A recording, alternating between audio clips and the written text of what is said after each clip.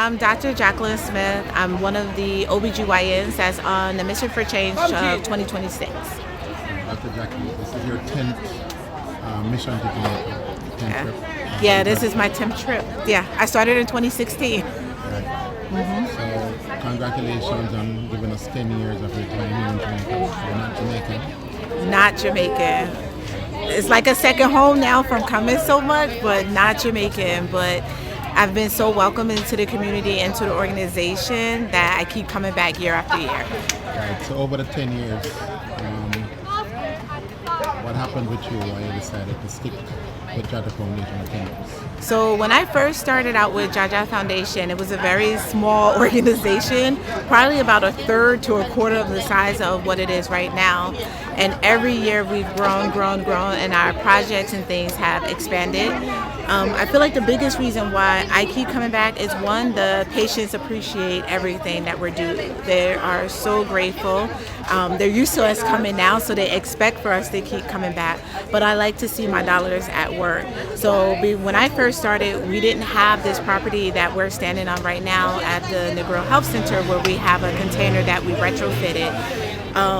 And I like to see the fact that we've grown so much. Like, we have our dental suite and we have a women's health suite. That stuff didn't exist. They were just ideals or concepts. So it's nice to see that those concepts have come to become physical things that we can see, tangible items that I can touch with my hands.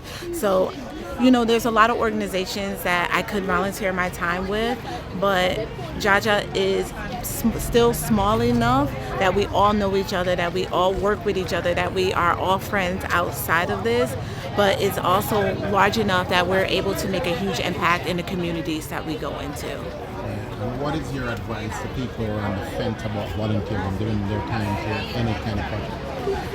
I feel like you don't realize how blessed you are until you start going out into other communities where people are less fortunate. It gives you just a different appreciation for life. So I always tell people, if you're on the fence, you just go. If you may go one time and never come back, but 9 times out of 10, you're going to go and want to come back year after year. But you have to go. I always live by that philosophy, like, if you're very blessed and God gives you a lot, you have to give it back and pay it forward. Right. Well, Dr. Jackie, congratulations on your commitment to JAHJAH Foundation, 10 years strong. And we'll take it step by step, so I'll say here's another 10 more. 10 more, baby. Thank you very much. You're welcome, Marvin.